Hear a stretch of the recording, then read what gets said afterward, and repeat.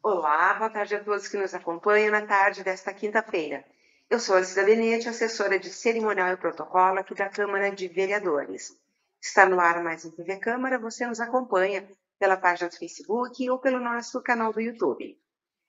Estamos hoje aqui com o vereador Cícero, agradeço a sua presença de antemão aqui no nosso programa, para falarmos um bate-papo, para falarmos sobre o saneamento básico. Prazer recebê-lo, vereador. Boa tarde. Boa tarde, Cida. Boa tarde a todos que acompanham a TV Câmara. Para mim é um prazer sempre poder estar aqui, podendo falar um pouco dos trabalhos da Câmara, do que a gente debate em tribuna e das preocupações que a gente tem com a cidade. Certo. Vereador, recentemente você trouxe à tribuna alguns dados sobre o saneamento básico, né? Então, eu gostaria que você falasse um pouco sobre esses dados, porque eles preocupam muito o município de Gramado.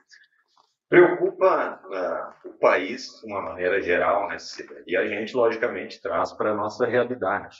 E assim, agora desse mês, então foi o Dia Mundial do Meio Ambiente, e eu falei em tribuna sobre isso, porque muitas pessoas não têm o conhecimento e, infelizmente, a gente vive uma triste realidade aqui no nosso município. Não é culpa de A, B, nem C. Nossa cidade cresceu de uma maneira exponencial.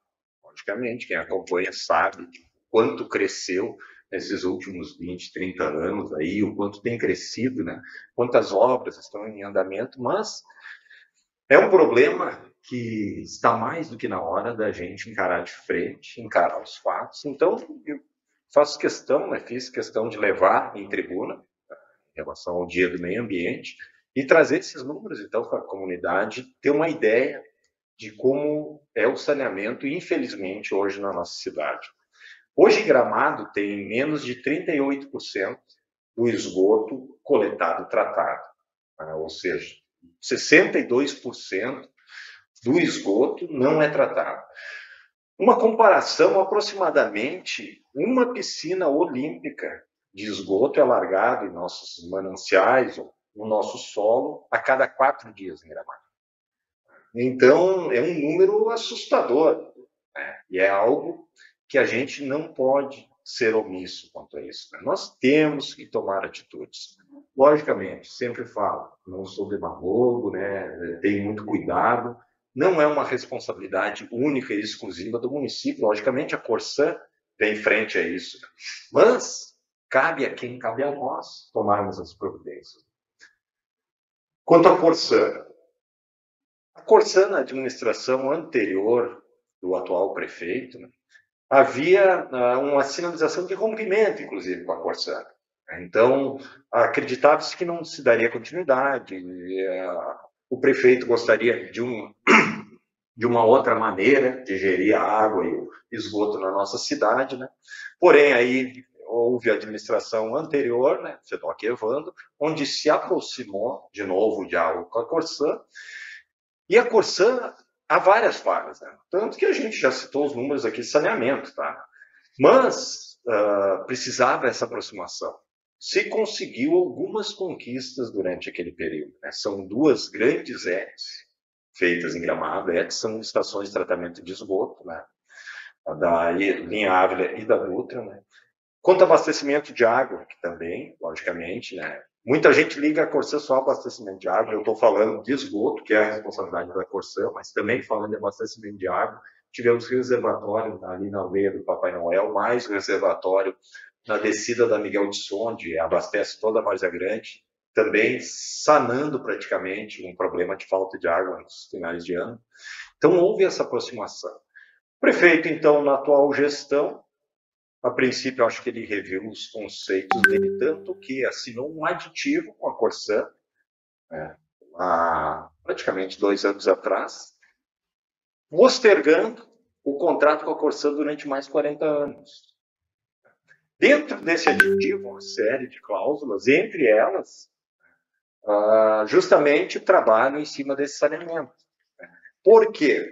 Há uma responsabilidade, uma lei, Cida, que a lei foi sancionada em julho de 2020, tá? É um marco legal do saneamento, é uma lei federal, aonde até 2033 todos os municípios brasileiros precisam ter 90% do esgoto tratado.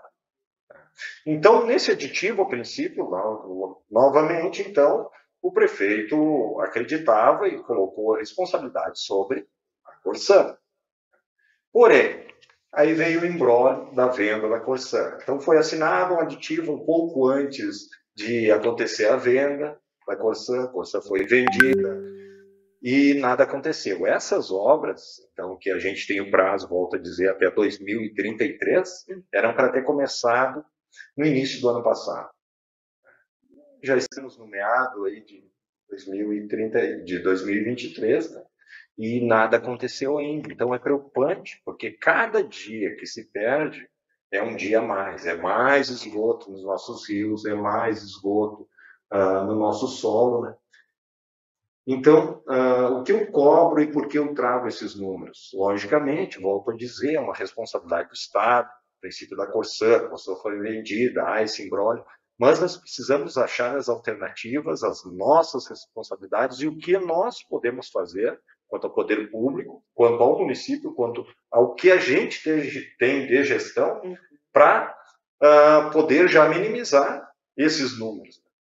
Por exemplo, há uma identificação de ligações irregulares, ou seja, em vez de ligar na rede de esgoto, ou não existe a rede de esgoto, ou não está ligado na rede de esgoto, e as pessoas ligam no pluvial, que no caso seria água da chuva, que acaba indo para os rios e não para essas estações de tratamento de esgoto. Há um levantamento de praticamente 4.000 ligações irregulares aqui entre Centro, Planalto, Bavária. Isso a gente tem que fiscalizar muito forte. É uma parceria aí já entre a Corsan e a Prefeitura, mas precisa haver essa fiscalização e precisa haver essa cobrança para que essas pessoas façam essa ligação regular. Né? Só essas 4.000 ligações irregulares, tenho certeza que esse número aí de 38% somente de esgoto tratado já aumentaria muito. Então, nós precisamos agir. A gente precisa ver a responsabilidade, o que o poder público, quanto ao município, pode fazer e já começar a agir. Porque o que acaba esse esgoto todo, a gente tem conhecimento. Acaba, infelizmente, indo parar onde?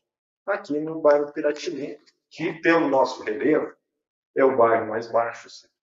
Então, a gente sofre juntamente ali com os moradores do bairro Piratini. Infelizmente, esse assunto é levantado só em época de estiagem, ou quando tem pouca água, porque aí o esgoto é em maior volume, e aí há o cheiro lá na Piratini, aí há a reclamação na Piratini, e aí se levanta o assunto novamente. A gente não pode deixar esse assunto. É isso que eu disse, Cida, é isso que eu defendi lá em tribuna, que a gente não pode ser omisso quanto a isso, ou só falar do problema e apontar o problema e dizer que há o problema, ou passar adiante o problema, quando aparecem essas reclamações, né? Seja no bairro Piratini, seja na Rua Coberta, que infelizmente é o metro quadrado mais caro do Brasil, e infelizmente a cidade, quando lota, há cheiro de esgoto ali, há uma reclamação, então nós precisamos, volto a dizer, né, tratar esse assunto com muita seriedade, né? O Lago Joaquina Rita Bier, o Lago Negro, então são pontos onde eventualmente o esgoto transborda. Né? E aí, quando transborda, dá manchete, há preocupações, e aí sim, há apontamentos, aí diz, vem todo um discurso, e nós estamos aqui, né, representando, então, a comunidade. E volto a dizer, a gente não pode só se preocupar com o problema quando ele estoura, quando vem à tona. Nós temos que sair do discurso, né? É isso que a comunidade tem cobrado, né? Moradores da Piratini, quando a gente chega lá, pô, a gente já falou quantas vezes, então está na hora de sair o discurso e botar em prática ações que possam já começar a minimizar esse problema. Muito bem. Vereador, suas colocações foram muito importantes, abrangentes em todos os aspectos que realmente a gente imaginaria e que a comunidade precisaria ouvir também, né, para se inteirar um pouco mais a respeito disso.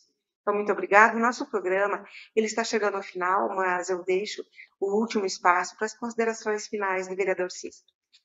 Agradeço, Cida. Hoje foi praticamente um monólogo, né? Eu falei sozinho, eu falo demais, né? Não, Mas eu tinha muitas informações, muitos um assunto dados. muito amplo, né? Amplo, sim.